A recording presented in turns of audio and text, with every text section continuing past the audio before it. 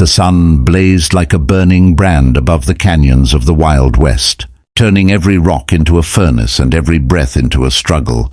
Ethan Collins, a humble rancher known more for his kindness than his courage, rode slowly through the rugged pass after delivering supplies to town. He wasn't the fastest gun, nor the toughest cowboy, but he had a heart that refused to leave anyone behind. As he guided his horse through the dusty path, a weak cry echoed behind the boulders, something fragile, desperate. Ethan reined in his horse instantly. "Someone's hurt," he murmured. Without hesitation, he jumped down and rushed toward the sound, his boots sliding across the sand. There, near a small stream, he spotted an elderly native man, blood soaking his deerskin shirt, struggling to breathe. Ethan hurried over, kneeling beside him. "Easy, sir. I got you." The old man's voice trembled. "Cougar." "It waits." Before Ethan could even respond, a vicious growl rumbled through the canyon walls. His heart seized as he turned. A massive mountain lion, ears back, teeth bared, was stalking toward them, its golden muscles twitching with every step. Ethan swallowed hard. He had no rifle, just a thick wooden branch nearby. He grabbed it, planting himself between the predator and the wounded elder. "You're not touching him," Ethan growled, voice shaking but firm. The lion roared, kicking dust into the air. The cowboy braced himself, sweat dripping down his brow, knowing one wrong move would mean death. The cougar leapt. Ethan swung the branch with every ounce of fear and hope inside him, cracking it against the beast's jaw. It stumbled but recovered instantly, snarling louder, angrier. "Go!" Ethan yelled to the elder, but the man couldn't even stand. The lion sprang again. This time Ethan barely blocked it, the impact sending him crashing to his knees. His hands bled, his arms shook, and fear clawed at his chest. But the rancher did not move from his place. He could not. He would not. Protecting this stranger felt like something he was born to do. With a final desperate roar, Ethan thrust the branch forward as the lion lunged. The wood cracked, splintered, but it was enough. The predator retreated a step, shaken, and then footsteps. Many of them. Ethan turned to see shadowed figures emerging from the canyon. A group of native warriors dressed for battle, bows drawn, spears raised. Ethan froze, realizing how this must look. A white cowboy standing over their elder with a broken weapon. One warrior shouted, preparing to fire.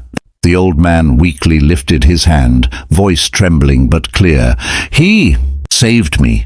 Every warrior instantly lowered their weapons. Ethan staggered back, breathing hard, the weight of what nearly happened crashing into him.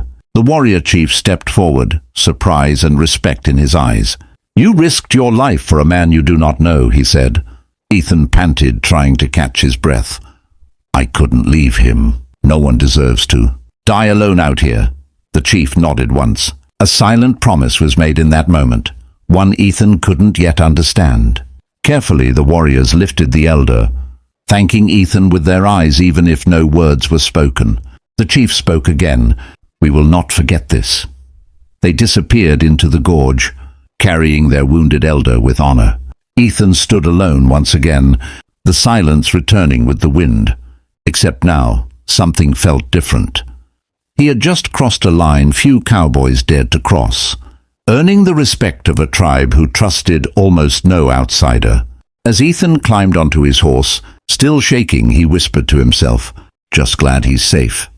He started riding toward home, unaware that this single act of courage would soon bring 50 warriors to his ranch, surrounding it not as enemies, but as protectors. This was only the beginning of a story that the Wild West would never forget. The night settled over Ethan Collins' ranch like a blanket of stars and silence. Crickets chirped, the barn lantern flickered, and his cattle rested peacefully. Ethan brushed down his horse, still tired from the dangerous encounter earlier. He replayed the moment again and again. The mountain lion's roar, the fear in the elder's eyes, and the sudden arrival of the warriors. What a day, he whispered, still unsure of what fate he had stepped into. Inside his wooden cabin, he poured himself a glass of water, his hands shaking from exhaustion. Just as he sat down, his dog, Rusty, perked up, ears raised, growling low. "What is it, boy?" Ethan stood, peering cautiously out the window. His breath caught in his throat. Torches, dozens of them, flickering like fireflies, moving toward the ranch. Ethan rushed outside, boots stomping the dirt. In the distance, silhouettes on horseback appeared, more than he could count. The moonlight revealed painted faces, feathers, spears, and bows. A full Apache war party. Ethan's heart hammered. "Oh no! They think I did something wrong." Rusty barked nervously. Ethan raised his hands, stepping forward slowly. But the warriors did not lift their weapons. Instead, they stopped in a perfect circle around his home. Exactly 50 of them, silent and powerful. Then 2 riders moved forward, carrying a stretcher between their horses. On it lay the elder he had saved, wrapped in blankets, his breathing steadier than before. The warrior chief from the canyon dismounted and approached. Ethan with the authority of a storm and the calm of a river. Ethan swallowed anxiously. If I've offended your people, I'm sorry. I just wanted to help." The chief surprised him with a faint smile. "You saved a man who carries the wisdom of our ancestors. For this, we honor you." Ethan blinked, confused. "Honor me?" The chief motioned to the warriors.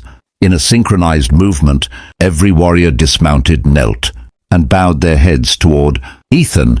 50 proud warriors giving respect to a simple cowboy. Ethan stood frozen, breath shallow, spine tingling. He had never seen such loyalty, such gratitude. The chief placed a hand over his chest. "Today you are not just a rancher. You are a brother to our people." The elder coughed lightly and motioned for Ethan to come closer. "Your courage," he whispered, "is rare in this land, where misunderstanding and hatred still run wild." He took Ethan's hand gently. "Our tribe owes you a debt of life." Ethan shook his head quickly, humbled and uncomfortable with such praise. "I did what anyone should do." "No," the elder corrected.